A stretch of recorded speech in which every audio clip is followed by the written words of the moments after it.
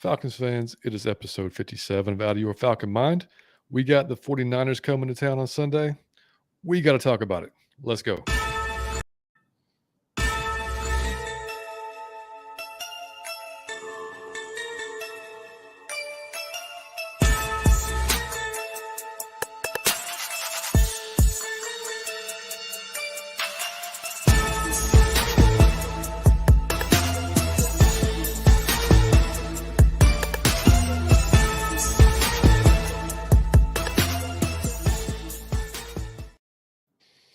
What's going on, Falcons fans? It is episode 57 of Out of Your Falcon Mind, Atlanta Falcons Fancast. Dude, I love that the whole thing you got going on right now. I love it. I like it, man. I'm gonna tell you, I'm jazzed off the intro music.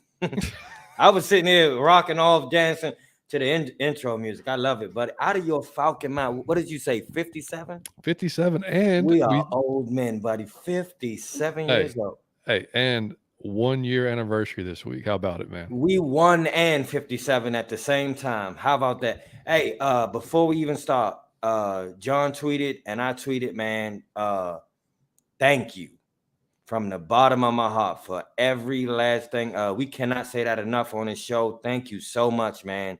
For the bulk of the people who with us, y'all been rocking since day one when it was no reason for you to rock. So I so appreciate everybody that's been on the show, all the 5-star reviews. It's just awesome, man. I really want to say I appreciate, man. This has been awesome. This has been so much fun to do, but it wouldn't have been fun without you guys. So thank you very much. 100%, man. That I didn't introduce him properly, but you all know. That's Mike Cottrell. That's my co-host. You know by now, right? If you don't, hey, this is your first time watching. Welcome in. Yeah, Out of Your Falcon Mind. That's right. Because we, the Twitter account keeps growing. We keep getting more subscribers. We keep getting more listeners. We got some more 5-star reviews this week. I noticed on Spotify, and doesn't tell us who does it on Spotify. It just shows up as reviews. Yeah. So, shout out to Carrie. I saw who that was. Damn right. Her. She did it for sure. Yeah. And thanks, Carrie. And, on iTunes, though, if you do write something, obviously we can see that, and we'll read it out. So, I mean, we got, I think, 27 or 28 on there that we've already read out. So just keep those coming. It helps us get out there and be more visible within the Falcons community when people are searching for podcasts. And same thing with YouTube. I mean, now that we're doing these live streams, we weren't planning on doing like every show live stream, but we're having so much fun when people actually like log in and watch and communicate with us. So we're having a blast doing that. So we're just gonna keep on doing it. So while you're at YouTube, just go ahead and subscribe and like it, and I think we're almost to 100. We got to get to 100. I think we're like at 80. We got to get to 100. We'll get to 100 soon. Yeah. After this show. Just keep it going. Yeah. John tweeted, and I thought it was a very good tweet. I actually forgot to put it in my tweet, but if you guys want to give us a birthday gift, just do something for it. Just go do 5, just whatever you haven't done yet. Go subscribe to something, go do 5-star review. I don't understand internet, but y'all do. So go do some internet shit. Yeah, because we're 40, right? Yeah. Man, I'm just not an internet guy, but I know you guys are. I know y'all know the ins and outs. So just go do 1 or 2 things for us if you can. Just subscribe to something, tweet something, like something, retweet something, kiss something, blow something, shoot something. I don't know, but just go do all of that. But I just want to say thank you again, man, for this would be so boring, and we would have stopped a long time ago if you guys weren't enjoying it. So thank you very much. 100%, man. Yeah, we as I said in the tweet, we didn't know we were getting into. We just knew that we enjoy talking about Falcons with each other every Sunday and throughout the year, and we've done it for 10 years. So we figured, like, hey, let's have some fun, see what happens, and it's turned out pretty well. I think most people seem to like it, so we're going to keep on going with it. And what's up, Big Pop? Big Pop. What's going on, brother? Yeah, man. So also, I just noticed this today. Like, if y'all, like, for Falcons fans throughout the week, so on Tuesday nights, Toby and JR do their pound for pound live stream. On Wednesday nights at 9, ATB guys, Trayshawn, Savion, Hunter, Fleek, they do their show around 9 o'clock. Then on Thursday, you got us doing the preview show. You got shit all week. You can get it all week, and I'm gonna tell you, all of them are good. They all do something different. They all are excellent. I love pound for pound, and y'all know how I feel. I rave about Fleek and Savvy and Hunter. All them, like those my guys. So Yeah, man. yes, So you got good content. You really do. I just noticed that today. I was like, shit, you really got like something every day. If you wanted to just watch or listen every day, you got it. And then, of course, our recap shows are Sundays or Mondays, depending on the game and time and all that stuff. So, but yeah, man. I mean, and the shows where we cross mix, man. I was watching Family Guy one time, and they brung the Simpsons into Family Guy. It was the most epic thing ever. So that's what we do. We do that sometimes when we bring them on the show. It's the most epic thing ever. It's so dope. Yeah, man, we have a blast. So that was it, man. Just want to say thanks again for our 1 year birthday anniversary, whatever you want to call it. We've been at it for a year. We're gonna keep on going and keep on growing. So, buddy, did you have a chance to hear Grady's comments this week? I have not watched the Falcon thing because hey, that was hilarious. I didn't even mean to do that. I didn't watch a Falcon thing. I didn't. Damn, I'm just that good. But no, I didn't watch a Falcon thing, man. I've been busy all week. I haven't heard any comments. I didn't want to vote. I didn't see anything. All right. Well, he did his regular morning show on 680 on Tuesday, and it was funny. I mean, they asked him about how I felt about it and everything, and he said, he'd had time to kind of calm down and collect himself, because he wasn't in the right mind to obviously talk after the game. But man, he still seemed like legitimately just like clueless of what he's like. I really don't know what I should do as a defender. Like it makes you, kind of pause. And the same shit happened on Monday night in the Chiefs game. That was tough. You got Chris Jones. Strip. I was watching that. He actually stripped. Not only did they not give him the strip, but they called.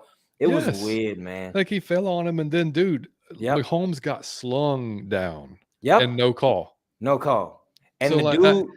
He put his arm out to brace, so he stripped the ball, then put his arm out so he would fall on his arm instead of the quarterback, and they still threw the flag. So I mean, it's a bad situation when Grady doesn't know what to do to sack. Like he gonna get that flag again because he doesn't have proper instruction because they can't tell you what to do, right, or what not to do. It's weird. Yeah, I don't get it, man. Because he just, he answered it the way he should have. I mean, he was, he wasn't, getting after the ref or anything like that. He just literally just seemed obviously disappointed because they had, they had talked about this play and they were going to draw it for the perfect time and that was the time to do it, and he got it, and they got the result they needed, and then that happened, and so he just couldn't be rewarded for it, I think, and Brian Finneran, who's on that show on 680, he asked him, he said, what do you think the next step is? He's like, would reviewing those penalties, and he said, I think that'd be a good start, to start reviewing those, and we talked about it on the show last week. In that if Monday night doesn't prove it, I mean, dude, like it's so subjective, man. If you're going to call it on Grady and then call like Chris Jones for falling on the dude, like actually just a strip and then like fall on the guy kind of accidentally, and then Holmes getting slung down and then not calling it. No consistency, none. So like, what is your defender supposed to do? So I don't even get it, man. So I have a question for you, John. The dog really wanted me to ask you this. I'll ask him, Biscuit. Jesus, I'll ask him. So Biscuit wanted me to ask you, if you in a press conference and you're after the game, or you on a podcast and you play in the NFL, you can't say like, I don't agree with the call the ref made, or you get is it an automatic fine? I'm not saying if you call him out his name or something, I understand that. But if he were to say, man, I don't agree with that, I don't know what he was thinking, is that a fine? They probably fine him. Jeez. Okay. Yeah. That's why they just like don't say anything. Yeah. Yeah. And you see like Arthur after the game, he didn't. Yeah. He kept saying, I got to do it. I got to figure out how to coach. But you could tell, it's But you could tell he was visibly pissed. Oh yeah, he was like, I got to figure out how to coach to make that not happen. I mean, he was just, he was for sure pissed. You could tell on the field he was pissed, like we talked about already. I mean, like he lost it, on the field.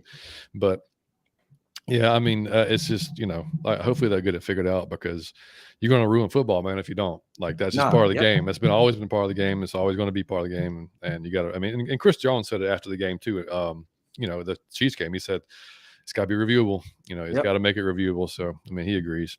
So, buddy, I'm wearing the red hat. I got my red cup. I love it. Man, Red's back this weekend, man. I love Red is it, back man. on Sunday. I saw AJ Terrell on the show earlier, and he was showing it off, and that's just a badass. That's our best helmet. It's just a badass helmet, man. I'm gonna be honest.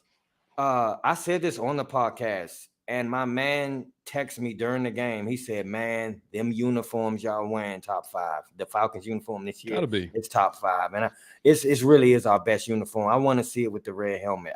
That's gonna look epic, man." Oh yeah, I mean, I think, and our boy, Ski, we love you, dude. I think he's the only one I've seen who doesn't like that red look. Ski don't like it. I don't think so. Ski, we love you, man. Come on, buddy. But he liked pineapple on pizza. He was for that, wasn't he? Come on, hey, Fleet. Oh, I see. I'm about to call you Fleet. Ski. Come on, man. If we can try pineapple on pizza, just try the red helmet out. I love it. Yeah, but I think they're going to have, what's right there? So it's a red helmet, the old gold stripe in the middle, like y'all probably seen. Black jerseys, white pants, man. It's going to look so nice. Yeah, it's going to look awesome. Oh, it's going to look amazing. Hey, I have to say this too, really quick. Yep. We got a guy named Ski Shepherd that's on Twitter. Y'all got to follow Ski. Ski is fucking hilarious, and Ski been rocking with us since day one. I saw Ski write a whole thing in German. I want to translate. I don't know what you said, Ski, but I agree. I'm gonna just say Ski wrote a whole thing. He's in Germany right now. Is an Atlanta Falcon fan. Imagine that. Yep. Yeah, man, I love it. Absolutely. So, man, this is the old, for us, two olds that we are, an old NFC West rivalry here. Yeah.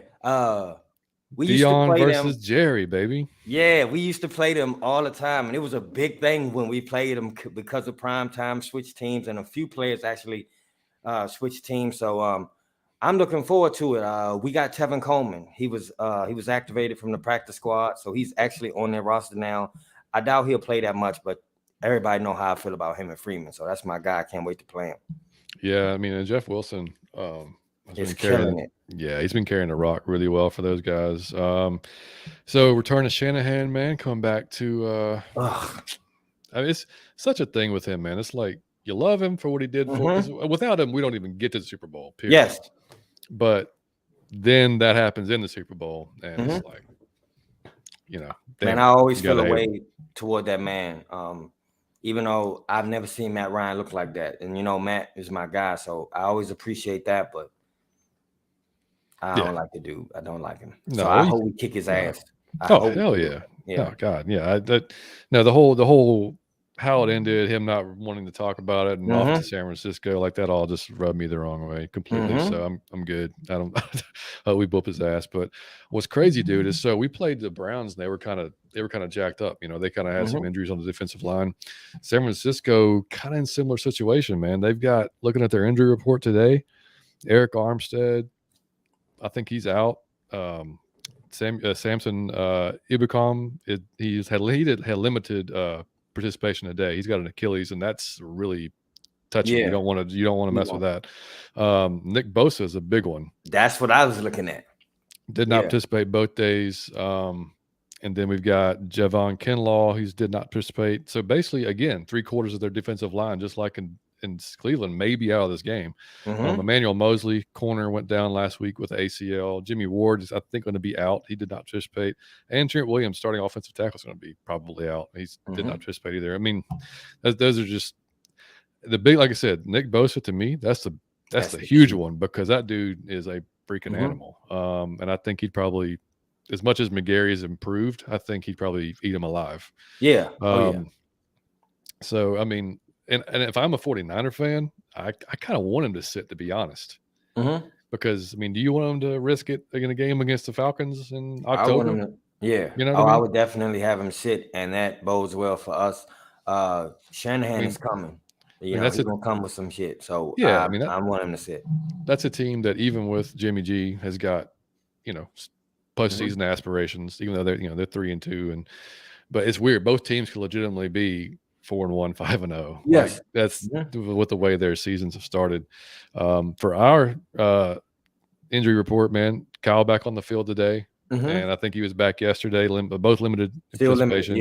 Ogundeji was back, limited as well, with a shoulder issue. Wilkinson was. Let's say he returned after missing Wednesday. He has got a little of a knee issue, which honestly, man, I mean, like that game he missed for I think it's personal issue or something like that.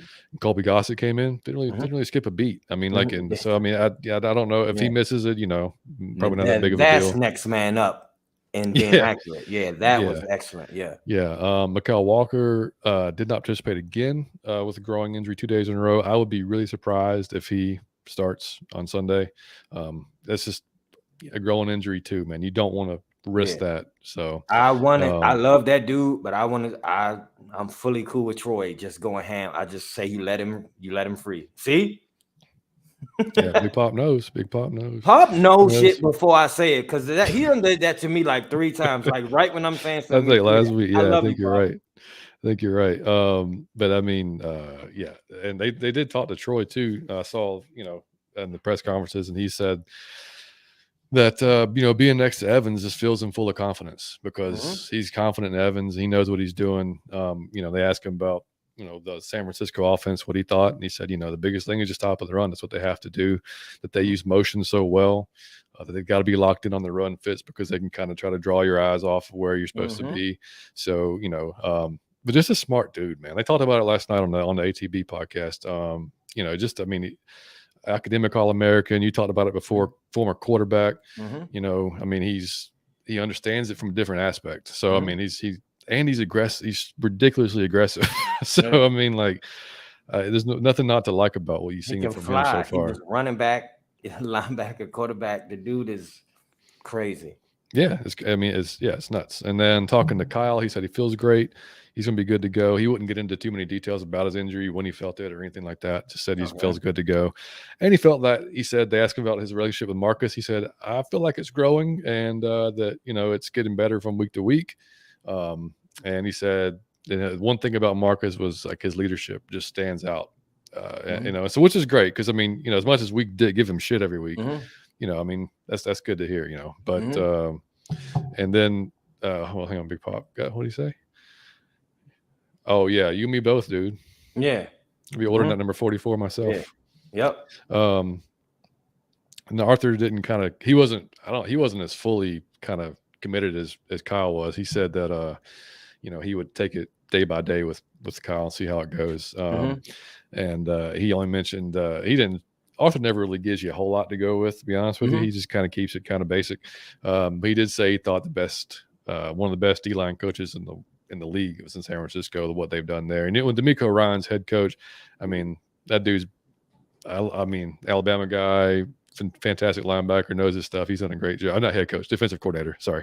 He's done a fantastic job out there with those guys too. So that's going to be fun to go against regardless. And I mean, even though we thought we had an advantage when the Cleveland guys went down, they still made it pretty rough for us. I mean, they got our rushing yards, but we allow pressures, man. Yeah. And, I mean, they did really well.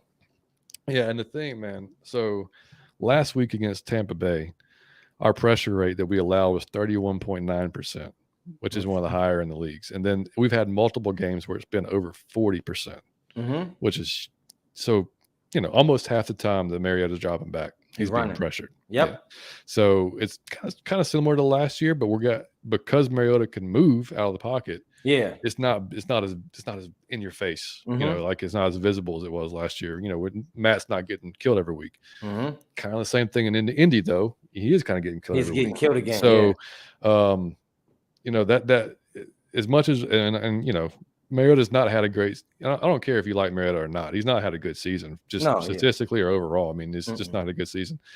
But it's more than just that. I mean, he's got his offensive line's got to do a better job pass protecting. They could run block their ass off, but they've got to get better at pass protecting.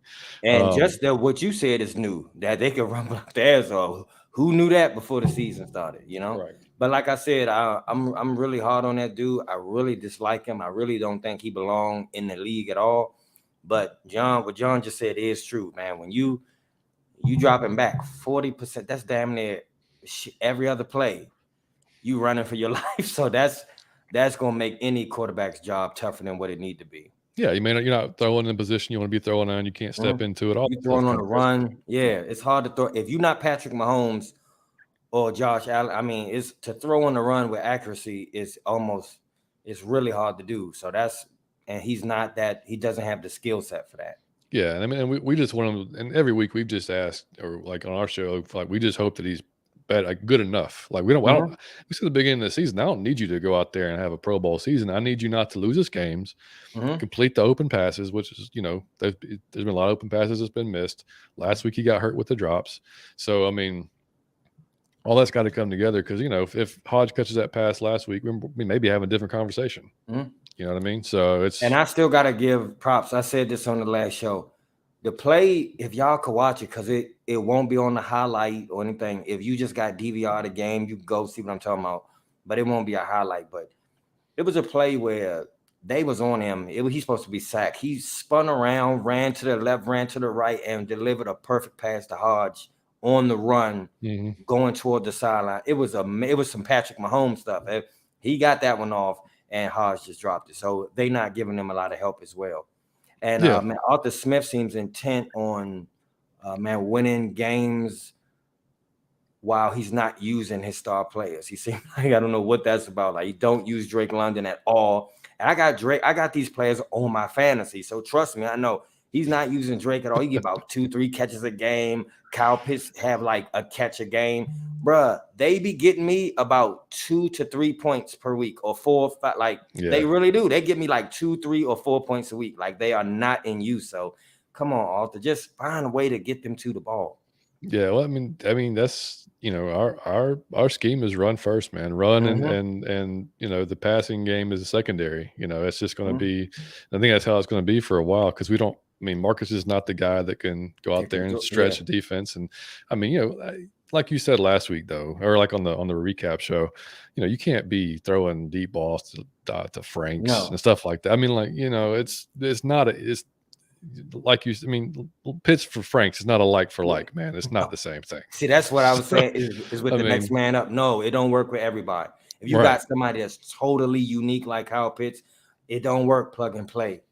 Yeah, 100%. Yeah, and Dave Grown talking about that defense just provides. It's going to present a lot of challenges for them. He says he's got a ton of respect for DeMeco Ryans and what he's done with that defense, and there's they're so fast and quick and violent, and it has forced the offense into bad situations. Force them to third and long, which is where we can't get into third and longs against this defense. We did that last week, and that's because our a lot of play action didn't work.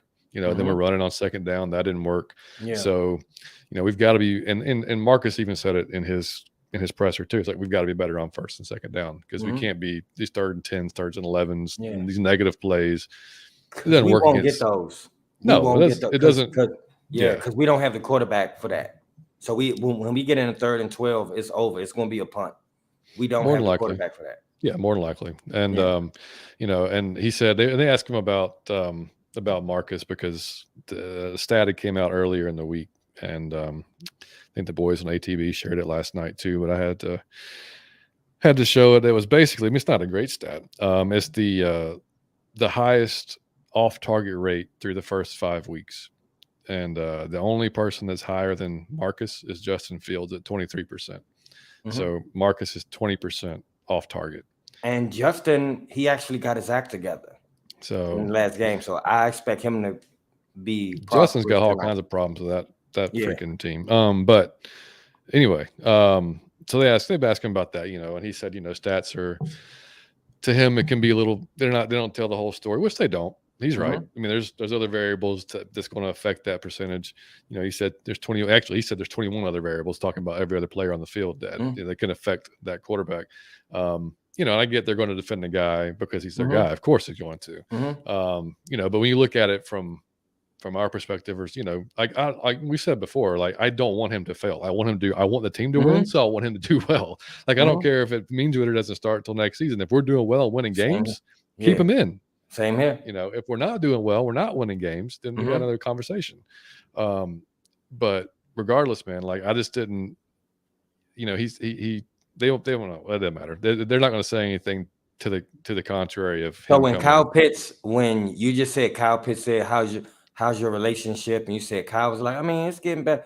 Kyle Pitts really want to say his girl or his wife know the truth. I know he probably going out and say, this idiot, I was wide open, this boy were not. So but you gotta say what you gotta say in the press conference. Yeah. But They he has asked. to be frustrating to play with. For Drake London, if you watch Drake London, he'd be visibly frustrated. So I'm sure they really dislike the dude, but you got to keep working with him in practice, and hopefully it clicked. It's week 6, so hopefully, like, I expect it to get better and better and better. But who knows with Mariota? Oh, I'm sure they love the guy. They just don't like what's I'm gonna be honest. He seemed like a process. great person, like Oh, yeah, that. Everyone raves about his personality and his leadership and his character. So he seemed like a great person.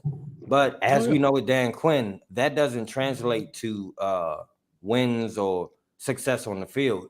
You know, you could be Mary Poppins in your soul, but if you can't play football, like, you know, you could be a whole Care Bear. Remember the Care Bears? The Care Bears was awesome. Each Care Bear had something they cared about, and it would radiate from the stomach. It was awesome. I'm sorry for going off on that. Anybody like all the 20 and 25-year-olds just checked out. Yeah, they don't know what I'm talking about. It was a cartoon with Care Bears. It was like 10 or 7 of them or something, and they was in a group, and they would love you to change. They would all concentrate on loving you until you change into a beautiful person. It was dope. That's funny as hell. That's the only Care Bear reference you're going to get. Like, yeah, right. Yeah. This, I promise I won't do it again, but I had to do it. No, it's fine. Anyway, he said they asked him about the center QB exchange being an issue and fumbling and stuff like that. And he said they start practice with it every time. Every day they start practice with the QB center exchange. So you'd expect that to, hopefully get cleaned up. Asking about his relationship with Arthur compared to how it was with Tennessee. He says it's actually a lot better now. He said when he was in Tennessee, he was younger, of course. He didn't say what he liked, what he didn't like. He was just trying to please all the coaches. And he said, now he said sitting behind Derek Carr and watching how he kind of went about his business and how he did things actually helped him, like, oh, well, that makes sense. Like, well, if I get an opportunity again, this is how I'm going to be. I'm gonna do it, And so that's good. I mean, I wish it had translated more to the field thing, but I mean, I guess that's a positive. And he said, the season has been. They asked him how he felt about the season overall. He said it's been okay, but got to be better on third down and in the red zone. And that's that's just a fact. There's nothing to say there.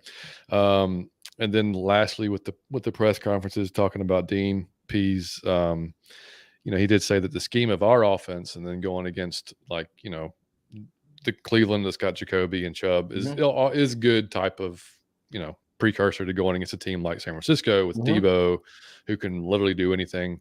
The quarterback's probably not going to kill you. You hope he's not the one who kills you. But he said overall they've got to get a lot better at tackling in open space, which we've seen that now over the last few weeks. And Chubb, we talked about Chubb's an animal. Fournette's not easy to take down. Yeah. But regardless in open space, man, you got to get these guys down. Yeah. You can't be tackling them 10, 15 yards down the road. And it was hilarious because they asked him about the tackles. And he said he thought it was funny how guys look at stats and they're like, oh, that guy's got 15 tackles. He must be amazing. Well, he's making the tackles 6-7 yards downfield. It's not that great. You know what I mean? Yeah. So he made reference to that, just saying, like, not all tackling stats are. That's what people used to get on. I love Keith Brooking, but I used to get on Keith Brooking for that all the time. Remember? Because he'd have like insane amount of tackles every game. They would say like, oh well, it's because they got him like 7, 8, 10 yards on the field.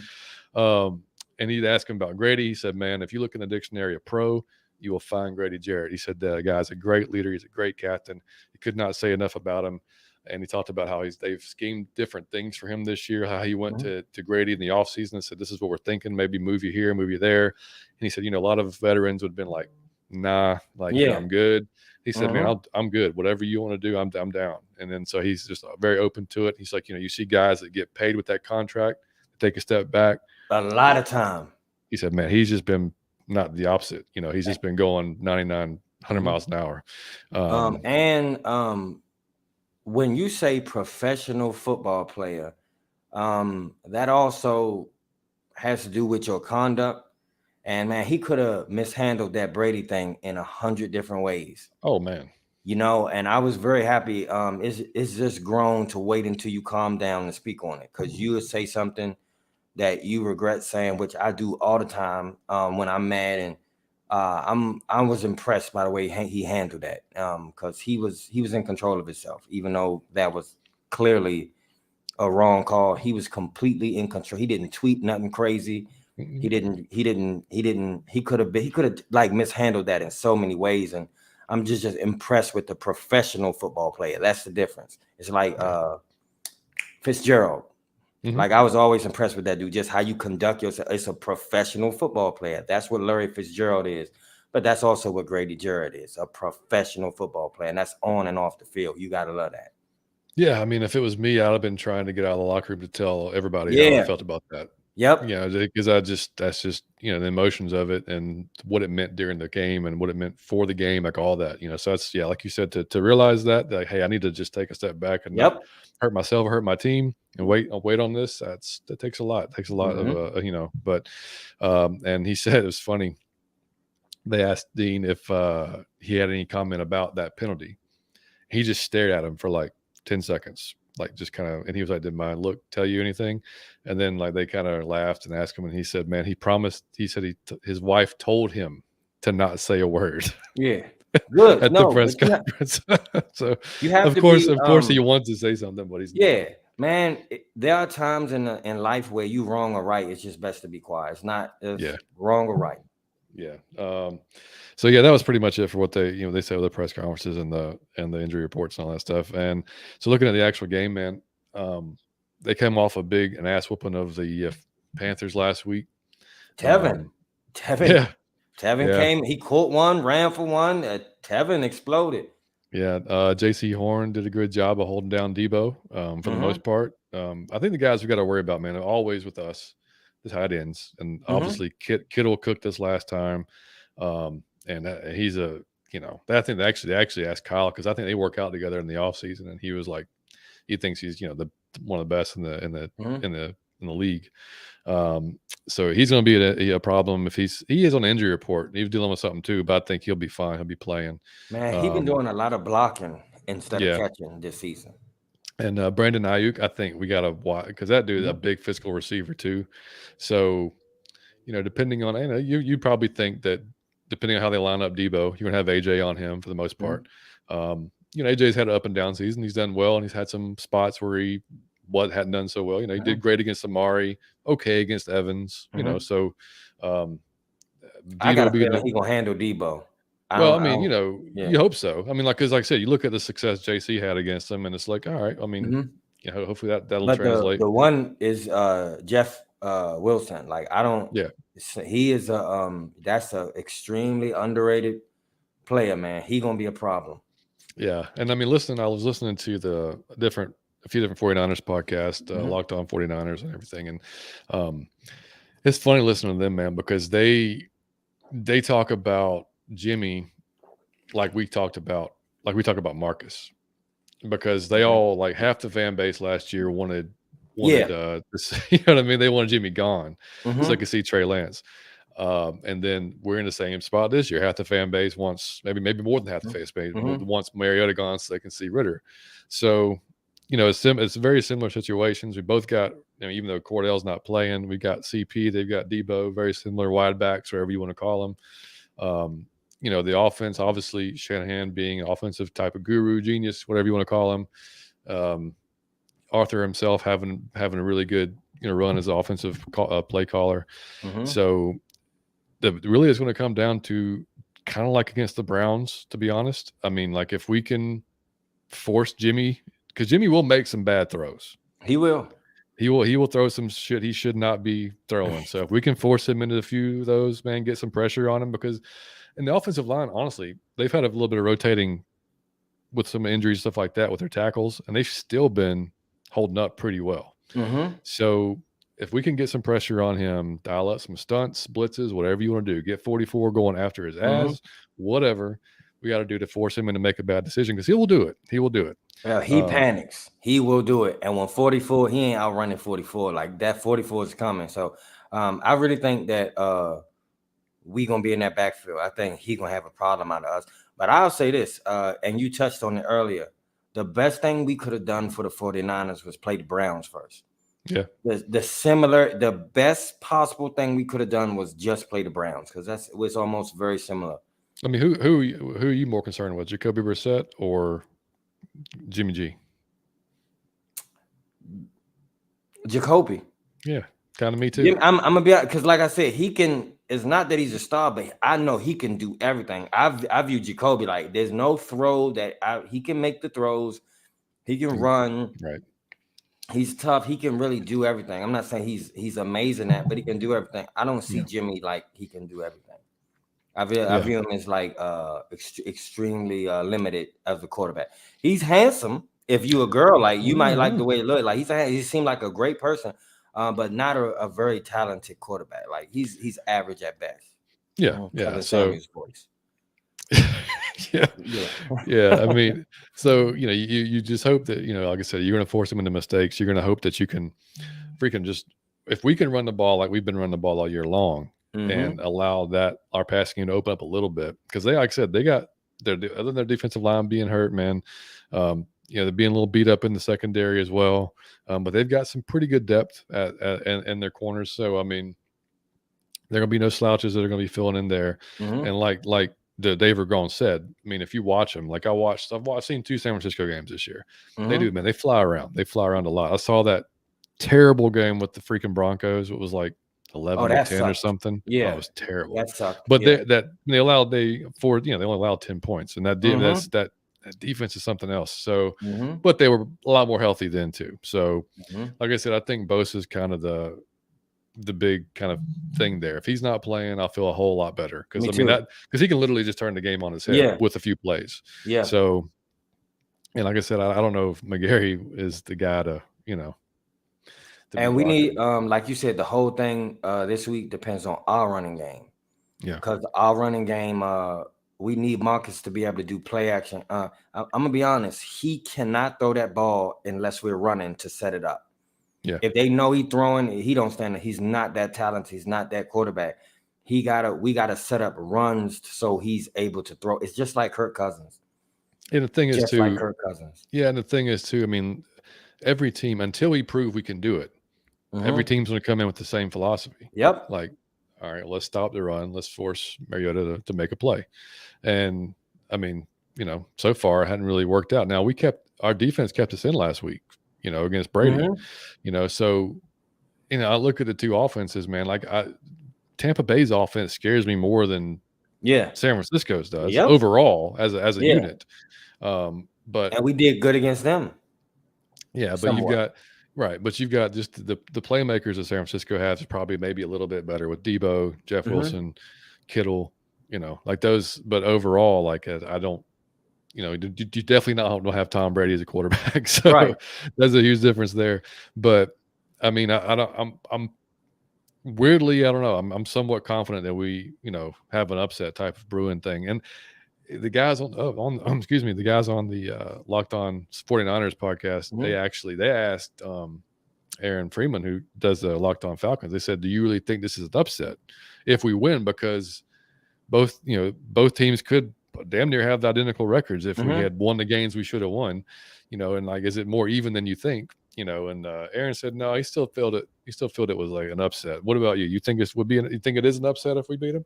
I'm gonna be honest. The reason why I think you feel confident and I feel confident is they're not light years ahead of us. Like you said, they have a few talents that can bust the game wide open. So that's kind of scary, but the overall team is not playing like you said, same as us, where we could have won a few more games than we won. So I think it'll be a good game. And see, Pop said, I definitely would have got a fine after that call. See, from just being emotional, saying something. So that's why I say Grady's a professional, and you got to appreciate that. But no, I'm not. I don't view them as so much better than us that if we win, it would blow my mind. Like, no, same here. I expect us to win. Yeah, same here. Exactly. Toby D is in the house. Toby. And coming to raid both y'all. Toby said, I'm coming to raid both of y'all closets for Falcon gear. And Mike over there showing out. Man, we love you, Toby, man. Toby, I got to tell you real quick. I know I said this before. Toby knows shit that coaches know. Like, Toby, if you got a real football question, don't ask me. Don't skip over me. Call Toby, DM Toby, go pound for pound and ask Toby. Toby know like what the coach would know. Like, it's wild. Like, I'm telling you. And Toby, look, I told Mike, that's the first thing I told him at the beginning of the show. I said, dude, I love everything you got going on right there because It's fantastic. Falcon gear, man. I got plenty of it, man. I just spent a lot of money on this stuff. Of course you have. Yeah. Well, you have to have the game we were at, didn't you? Yeah. Yep. Yeah. I just got this one. Yeah. Yeah. Love that one. Yeah. But yeah. Anyway, man. So, I mean, what are you thinking score wise here? I'm thinking score wise. I'm gonna be honest. I don't think it'll be high scoring. Every show I watch say if you got fantasy players on the Falcons, sit them. They said sit the kicker, sit Drake London, sit Cal, just sit them all because they want. And I believe that. I believe it'll be a very, very boring game. I think about like 10-13 Falcons. It'll Really? be boring. Yeah. Wow, that low scoring. Damn. Yeah. Yeah. All right. Well, Liam picked. He said 27-24 Falcons. Okay. So we'll see what he goes. So you and I think it's gonna be low scoring too, but not as low as you. I think it'll be like 23-17 type of thing. Okay. Yeah, so I think, and I'm gonna keep riding that optimistic train and say we do it. But now, who do you think is scoring on our team? Like, what you think? Like running scores, or you think we throwing the ball in the end zone? I think that we'll run the ball well enough that I think that if Pitts is back, I think he gets in the end zone this weekend, buddy. Okay. I think he gets in the end zone. Now that's a bold prediction. I'm feeling it. Yeah, Kyle Pitts scoring a touchdown. John out of his Falcon mind. Now y'all think I'm delusional. Even I'm not saying that. Happy one. Yeah, dude. Appreciate it, Toby. Really appreciate it, Toby. Yeah, man. And hey, Toby, if you're still in here, man, I told everybody earlier. Tuesday nights pound for pound, Wednesday nights ATB, Thursday nights out of your Falcon mind. You got the entire week of Falcons stuff going on. You can't miss. But I will say this. I have to plug it one more time. If you got a football brain, the pound for pound is the one. I'm just gonna be real with you. Like that's like some ESPN shit. Like they go like I'm not being funny. Like they could be on ESPN. I'm not even joking around like that. So if you into that, like I'm telling you, you won't be disappointed. No, not at all. That's why I tune in every week. See? Yeah. How about that? The coolest is Fleek Savion. We just out of our Falcon mind. I don't know what this is yet, but we just keep going with it. Hey, we it's like somebody that asked me, like, so what do y'all? I was like, well, we talk about the Falcons, of course. Like that's our fucking name out of your fucking mind. Yeah. But I was like, we have some more fun with it. We do some games. We talk about other stuff. So we kind of, a little bit of. We fuck around for the month. That should just be our title. That's our thing. Yeah, we fuck around. There you go. Out of your Falcon mind. We fuck around. Like I'm telling you. So that should be a T-shirt. Our individual thing, but for full analysis, I'm telling you. All right, so you said, all right, yeah. So back to the game. So we got our score predictions are out. So for us to win, man, you said basically, stop Jeff Wilson. I think the thing is, I'm not even worried about Kittle. He hasn't been catching. He's been more blocking for Jeff Wilson. Okay. I don't want to see Jeff Wilson. I don't want no part of that. I don't want him and Tevin Coleman to start receiving out the backfield, and that's a problem, man. When they get to throwing them little short passes. You see what Brady did with the short passes with Fournette to the running back, and he's way slower than them two. You don't want them two coming out the backfield. If they start running and catching out the backfield, it's going to be a long day. It won't be the score I said if they start doing that. They will run up some points, and I'm not sure we need to run the ball in order for us to be able to throw like that. So.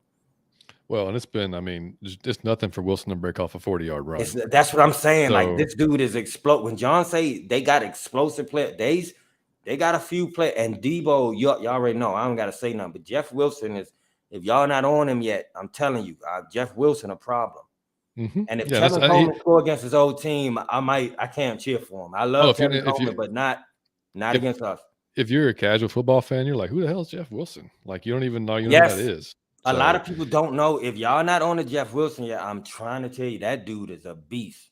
Yeah, and I hope he doesn't show up. But I mean, we had issues with Chubb. We had issues with Fournette, even though it wasn't on the run side of it. It was more on the short passing game, like you said. Mm-hmm. So if we can clean up some of the open field tackling, stop them on third down, get them off the damn field on third down. And the same goes for us. If we stay out of those long third down conversions. And that kind of goes to the play calling too. I mean, like we got to be a little bit more creative on first and second, so we're not getting in these long third down conversions, because it's going to be the Tyler Algier and Caleb Huntley show again. Yep. So, and Avery Williams, we can't leave Avery out, because I think he's a great little, change of pace to get in there. Speed guy that we know. He trying to catch a chicken. Like it's like trying to catch a chicken with him. It's so much. That dude is shifty. He need to be on Dancing with the Stars. When he finished, I know he can dance. I want to see him on Dancing with the Stars. He got great footwork. No doubt about it. Yeah. I mean, and just being a returner for so many years, he's got that. I mean, he's got that kind of vision too. So it helps, I'm sure.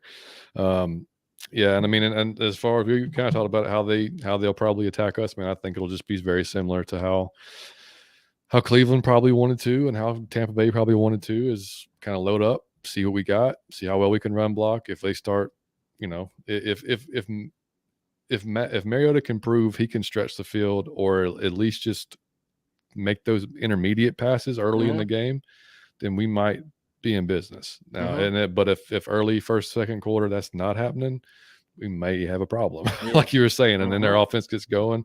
But we have to also, man, keep them off the field. If we can maintain these drives, limit to 3 and outs. Yeah, I mean, it's almost like a we just say it every week, but it's until we do it, we're going to keep saying it, But 3 and out for some reason to me is it feels so bad. I don't care when it was Matt Ryan. When it does something to my soul when we go 3 and out. I don't know why that bothers me so much. When we get on, I'm like, okay, here we go, and it feels like in some seconds it's over and you punting, and I'm like, how did? Yeah. Well, I mean, and it screws your defense too. They don't get a chance to rest. They're right back out there, and it's just that is not a recipe for success at all, man. So yeah, I mean, I think listening to all the 49er podcast, a lot of fans, a lot of those, they think this is just going to be they walk in, they get to win, they go and they move on. They're not, because a lot of them haven't watched closely. They don't. I mean, I'll give credit to the podcasters, the hosts of the shows. A lot of those guys were like, this team is not, this is not the Falcons of last year. This is a different team, and Brady said last week, he said this is the best Falcons team that he's seen. Yeah. So, like we said before, Smith. Like we said before the season started, we're going to surprise some folks, that's not, totally aware. Now, I wish we had our full I wish we had CP and our full complement of guys. I wish, Kyle was fully healthy. I hope he is. I hope his hamstring's good to go. But man, I do think, they'll probably know a little bit more about us after this Sunday. And I hope I don't eat my words on that one. But anyway, I'm full off my words. It's like Thanksgiving off my words. I'm bloated.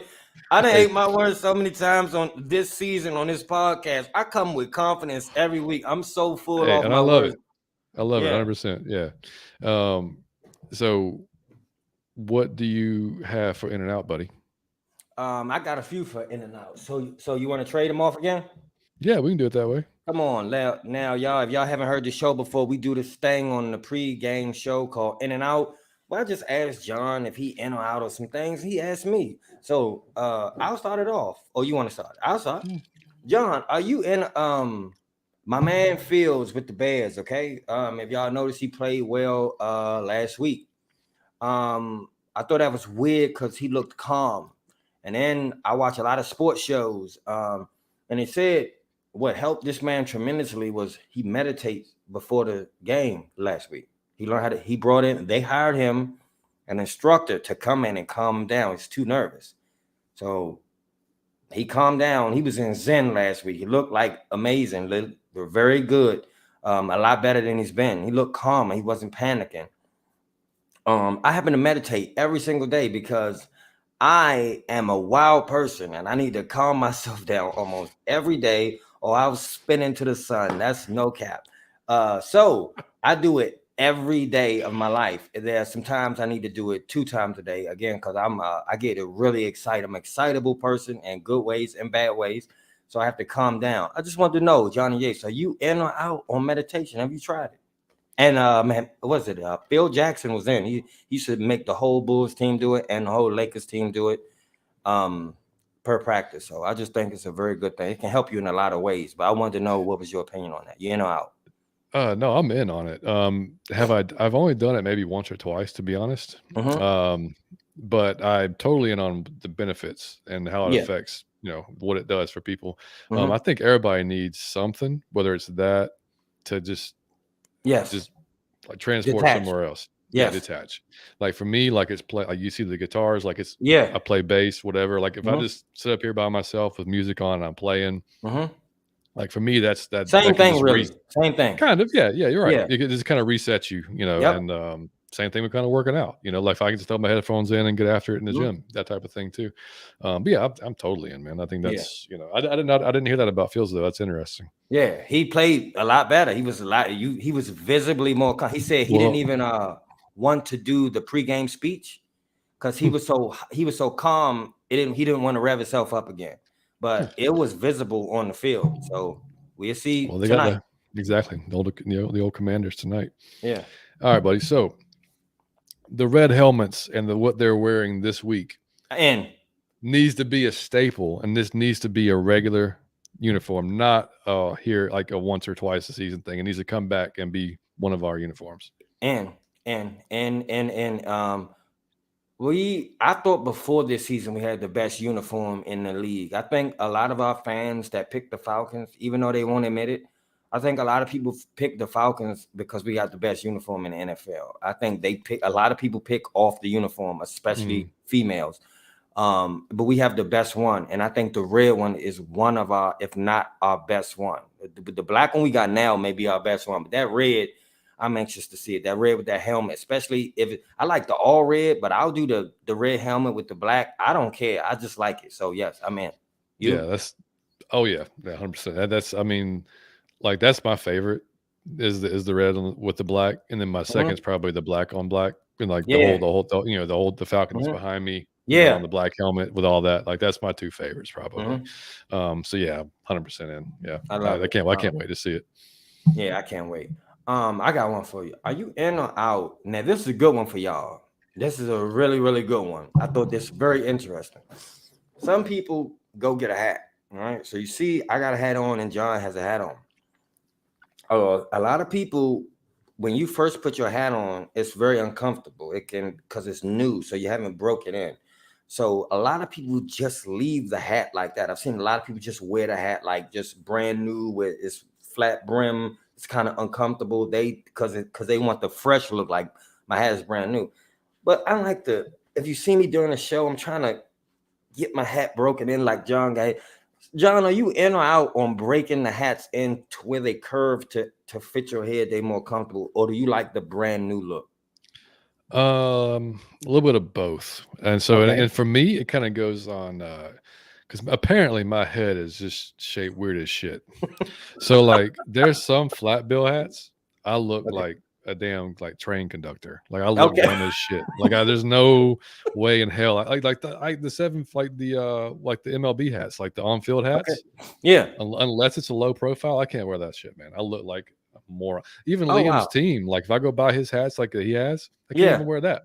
I'll just look ridiculous. Like these, I'll break these in, but I've got like the other one that I wear, that trucker hat, the Falcons hat I wear on the show sometimes. It's flat. It's flat, but it's okay. So really, like I've tried. I can't even order hats online anymore, dude. Like my head is big as shit, so I can't. I gotta get a special. I gotta go in this. I got dreads and a big ass head, so I really need a dome hat. I gotta try it on. Yeah, no, and I've bought some before that look ridiculous but I can wear it backwards. Okay. So like I'll get them just to wear backward. You know what I mean? I got so yeah, but either way, I'm good with that. Yeah. So Johnny Yates mixing it up. I love it, buddy. I love it.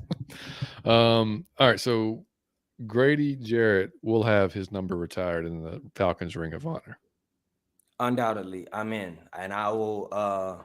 When that happens, I'll be in the building for that. I'm really mad. I missed. Roddy White came out with Michael Vick in a car when they did it. That made me sad that I felt like I should have been there for that. So I won't miss Grady or Matt Ryan when they go in the ring.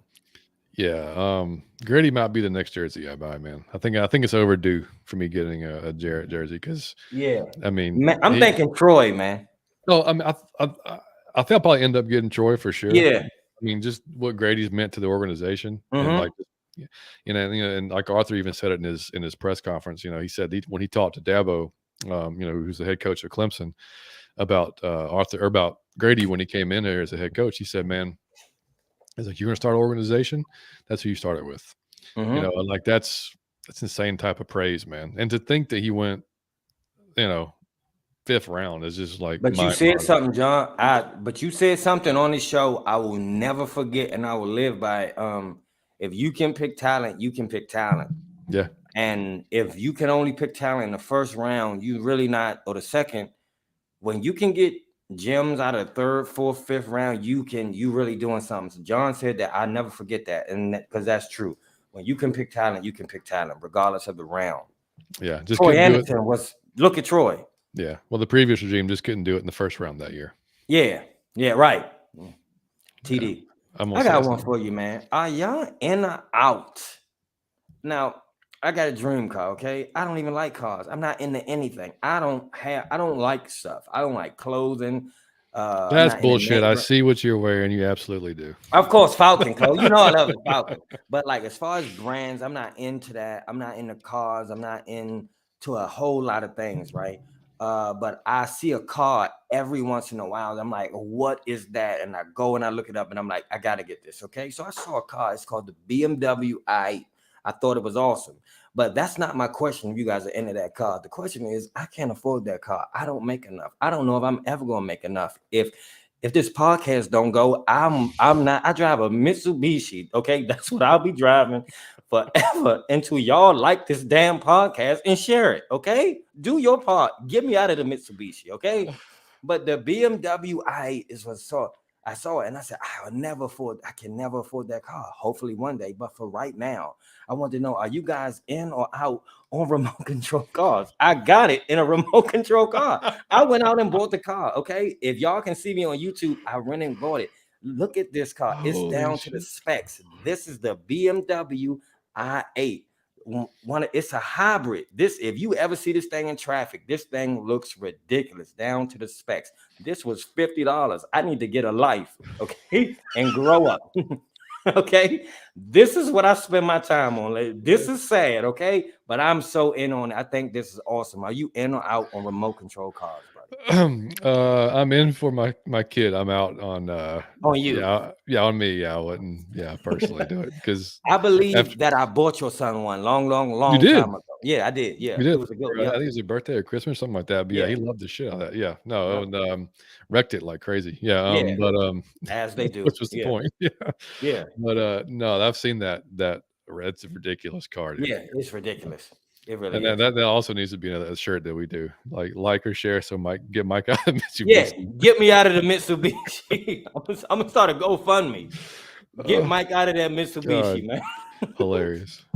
All right, man. So if Lamar Jackson is available, which he probably will be, you break the bank to bring him to Atlanta. Yes.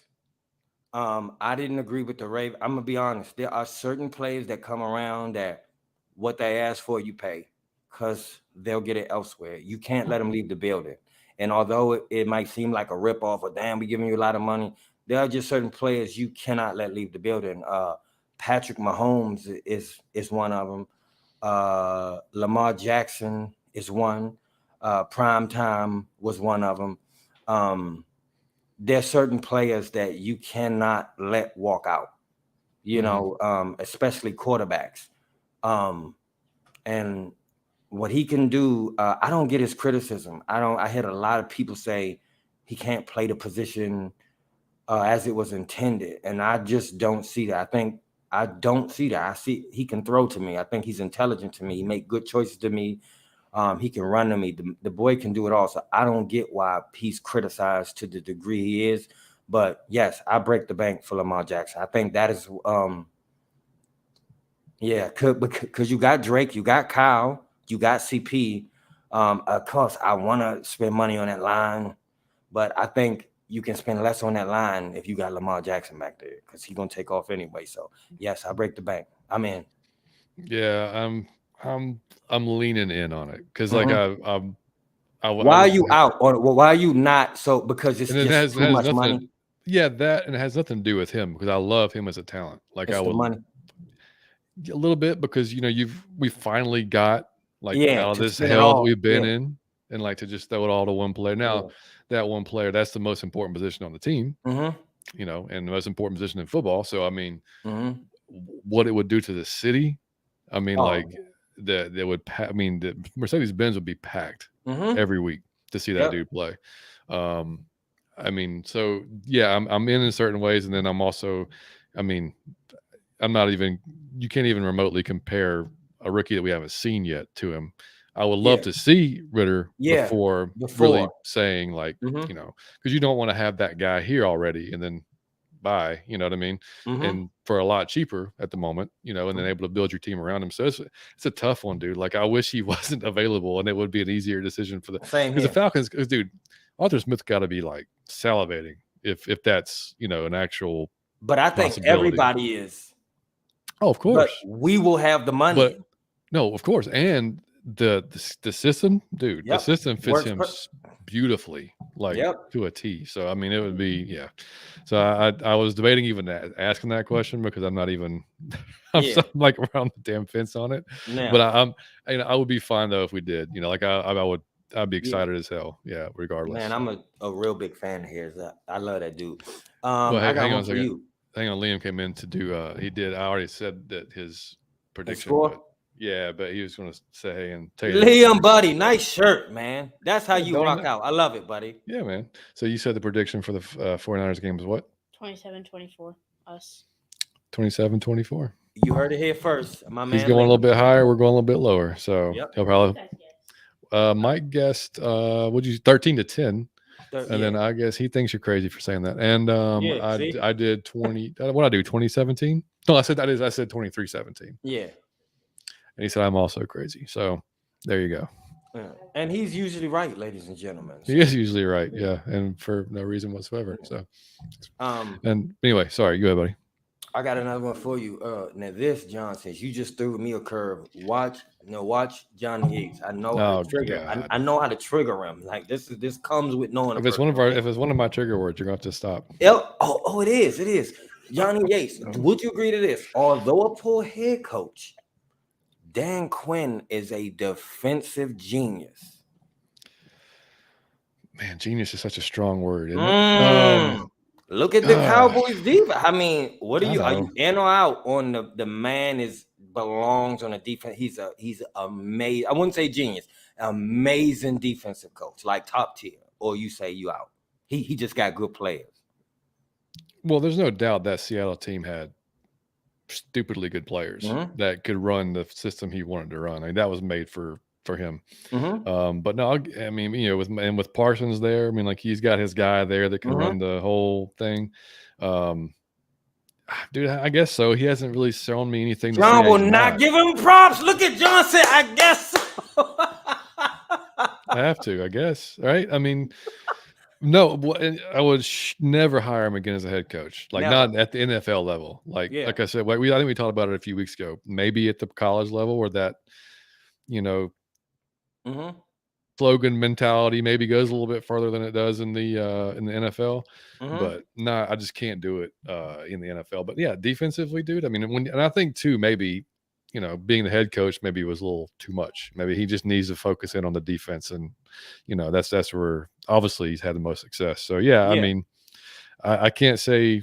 I mean, like you said, man, I can't look at it and say he's not because the results are on the right there. So yeah.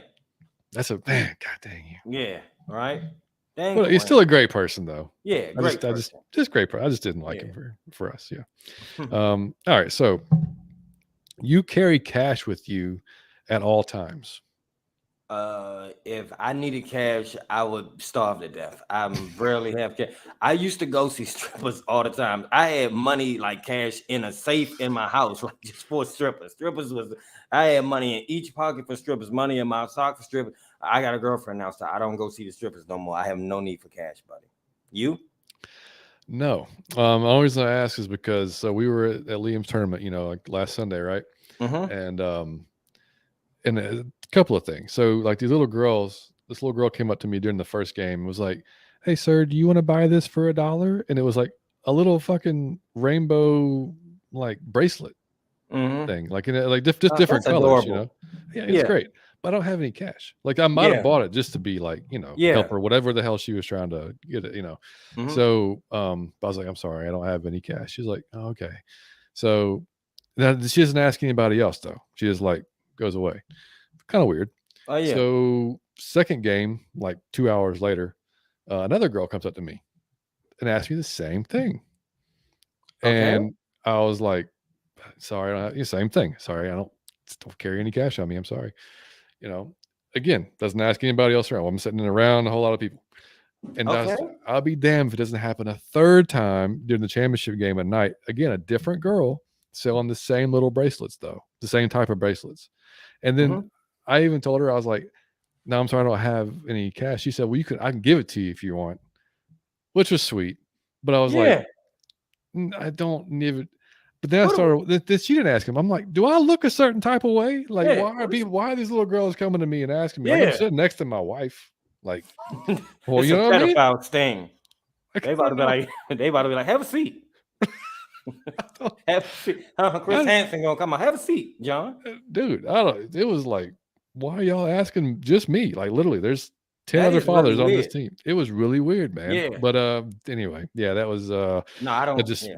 I don't not But anymore, dude. I used to back in the day, I yeah. used to have the whole checkbook and the cash and the Yeah. checkbook wallet and the whole 9 yards, Mhm. man. But I haven't wrote a check in God knows how long. And Speaking I of mean, things we haven't done, like you know what I thought was crazy the other day? To all you young people out there, we used to call our parents on their job and ask for them. I be thinking yeah, about that now. That would get you in trouble now if you called some. We used to have to call our parents' job number and be like, "Hello, can I speak to my mom?" And whoever would find your mother and put her on the phone. It was weird. It was a whole nother time. oh But yeah, I got one for you, John. Speaking of that, I'm glad you brought that up because I'll piggyback off that with my last one. When you at your son's games or when you go to events and all that, man, it's almost like I can't be out. If I turn to a kid again, if I see snow cone or cotton candy, all right? Are you in or out on cotton candy snow cone, man? I will get one. It could be the carnival, whatever. I'm getting cotton candy. And if I see a snow cone, I'm getting a snow cone. Are you in or out? yeah. I'm probably the cotton candy one. I would have been in a long time ago. Now I've been kind of out on that. Yeah. Just sweet. I just It's just straight sugar, man. It really is. It's just Yeah. straight sugar. Yeah, snow cone, I'm definitely down. I'm definitely down. Okay. And I mean, that's like some of the tournaments, like they'll have, food trucks that come around and shit that have all Okay. kinds of stuff. So it's and the concession stands are not terrible at some of the places too, but they'll have Mm-hmm. some of that. But yeah, I'm down with that. Yeah, either one. Okay. I Yeah. love it, buddy. Yeah. I love it. Yeah. All right, man. So my last one. Watching the game, regardless if it's college, your team, college, or or pro, you you have to have a beer or alcoholic beverage, or you don't. And then based on the game, based on the situation, do you need a beer while you're watching the game or anything else? I would say this. And this goes well beyond beer. Football is way better on drugs of any kind. Like use some form of drug. There are games that you can just watch, and they are all good games. Like I could watch football all day totally sober. I'm not saying you can't, but they are better. You get more into it. So when you drink sometimes, or when you smoking, or like man, I've watched game off of Adderall before and really took all type of notes. Man, I turned into Toby. I thought I was Toby when I was fucking calculating. It was like Rain Man, but no, I'm all for having something to but don't get. I say this. I'm more for that when you're in your house. Oh Because yeah. if it's one thing I can't stand is when people get too drunk in regards to their team and get belligerent and get loud, screaming at the bar and just being excessive.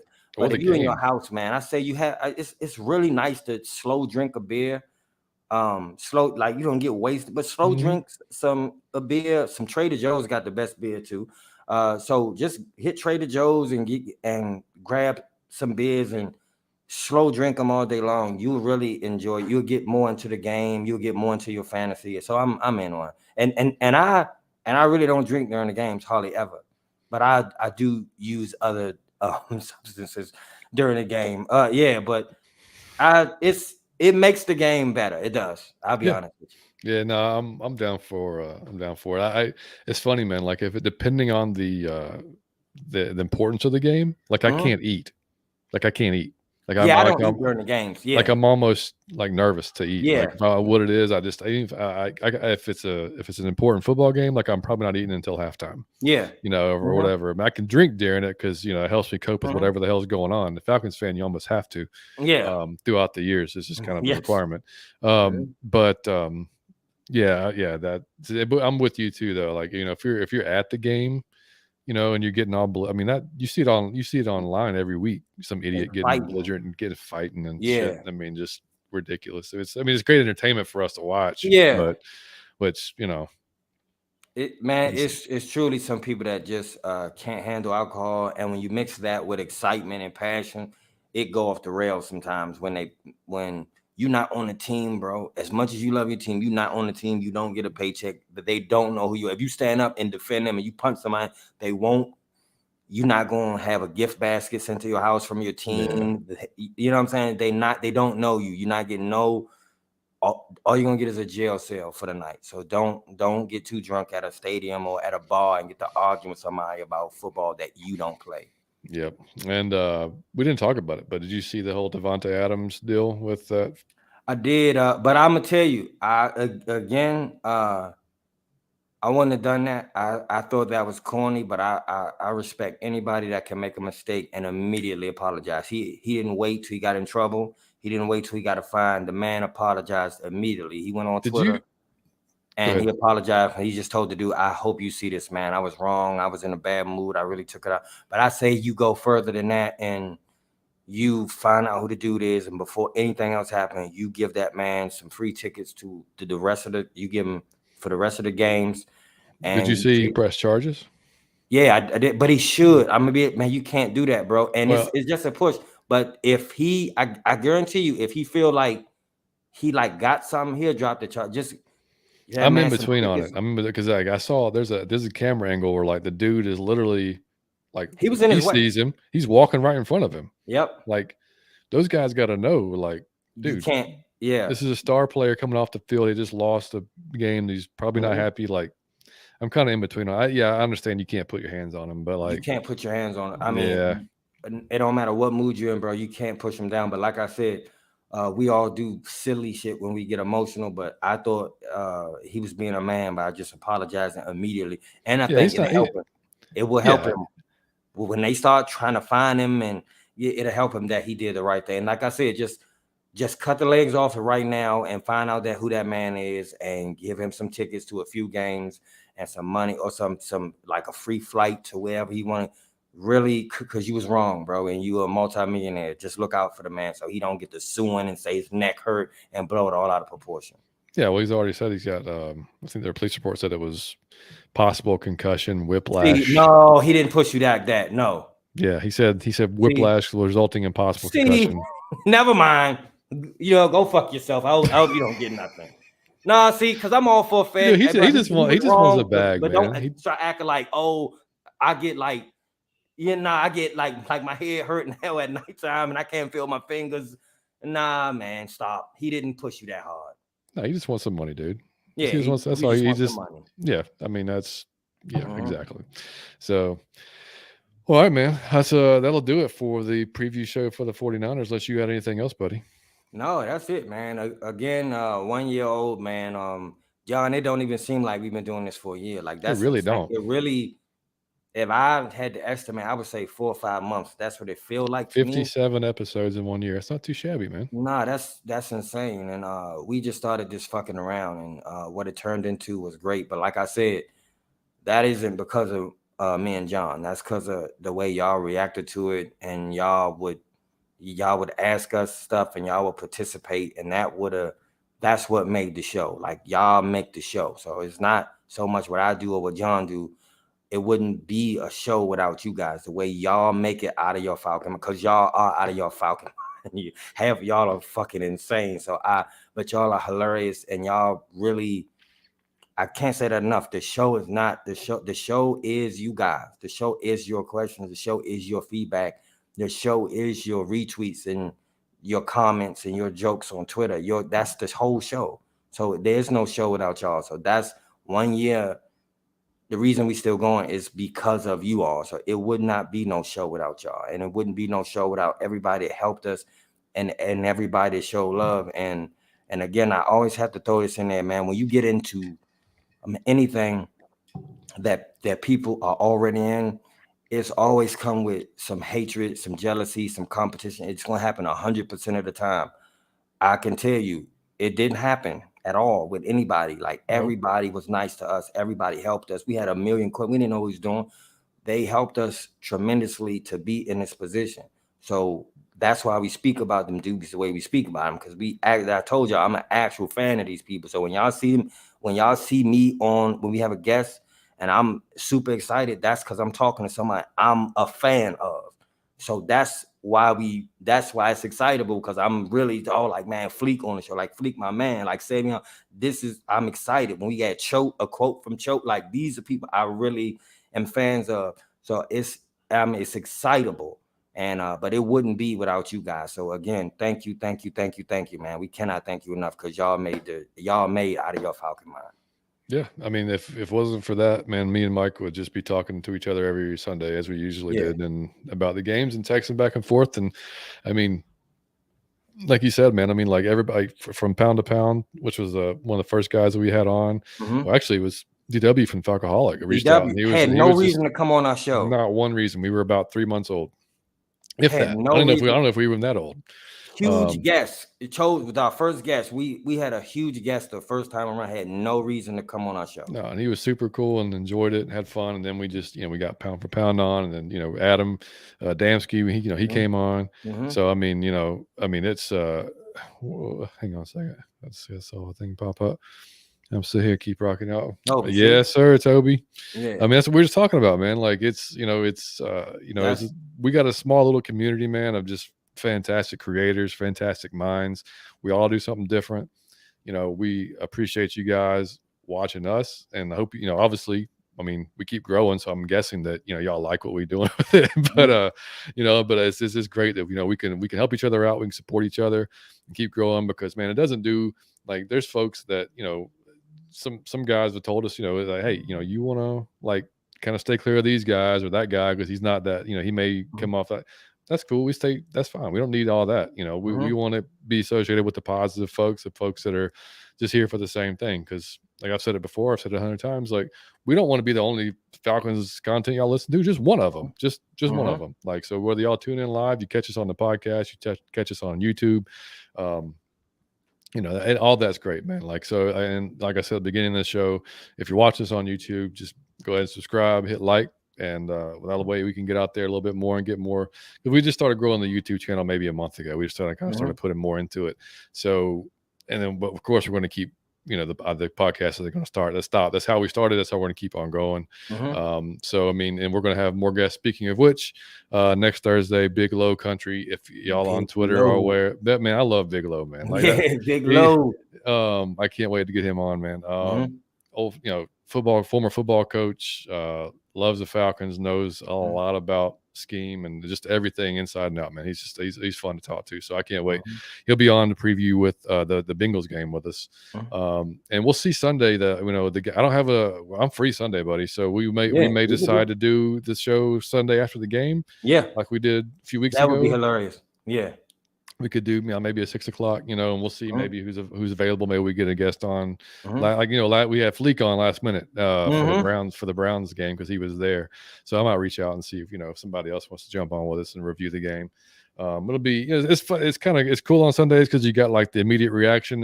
We don't have time to really you haven't heard the coaches talk. You haven't heard, it's just all fresh. Raw emotion. So yeah, it really is. So I like doing a little bit of both, having those times. And like last week, we had a day to let it sit. We could see see all the comments and we had to let it sit though, man. If we'd have got on after that game, God. But again, like saying shit that you have no business saying. So thank you. Exactly. Like I said, we have to sit sometimes because I don't want to ever just be, in a bad mood on the podcast. Yeah, of course not. No. And again, I want to say this. I gotta shout out this at the end.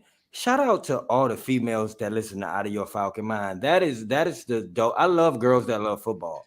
Like that, I mean, it's just I love it. That know what they talk about, that they add to the conversation. It is the most dope shit ever that y'all watch it. Thank you. That's all I can say. Like even girls watch this, so this is amazing. Absolutely, man. So again, y'all, thanks for watching tonight. And if you're listening to us on the podcast, we're gonna. And in fact, I mean, this is what I'm gonna start doing, Mike. So when we do the live streams, that y'all can catch us there that night, and if you don't, then the podcast will be out the next morning. That way I'm not rushing to get everything out on the same night. And it may, if you really want to catch a show early, you can catch us the night before, and get it out and get the content earlier. So anyway, so let's get a win Sunday, man. Let's go. We need to get back to 500. We can go 3-3. We need to surprise some of the San Francisco people that think that this is going to walk in here and just control the game and walk out with a win. So we gotta fix that. So let's get that win. Y'all can follow us Out of Your Falcon Mind on Instagram, Out of Your Effing Mind on Twitter. We use Twitter 99.9% of the time. So I would probably follow us there. I post the shows on Facebook page. You can go like our Facebook page if you want to keep up with us there. But like we said before, Mike and I run businesses full time, so Twitter is just easier for both of us. So that's what we do. So anyway, we appreciate you guys. We will catch y'all after the game, after we get that W on Sunday. And Mariota throws for 303 touchdowns and no interceptions. I just called it. Now, John, I don't know what he ingested before the show, but John is delusional this time. See, I ain't said nothing crazy, so give me my props. We out of your Falcon mind, dude. That's what we are. That's what we call it. We out of our Falcon mind. And that's the Out of Your Falcon Mind take right there. So yes, we will end it right there, boys. We'll catch y'all. Let's say Sunday around 6 o'clock. And if it changes, then we'll let you know. So we appreciate you guys as always. Much love, and we will catch you then. Out of Your Falcon Mind. May we go on to infinity. I love you guys. Peace.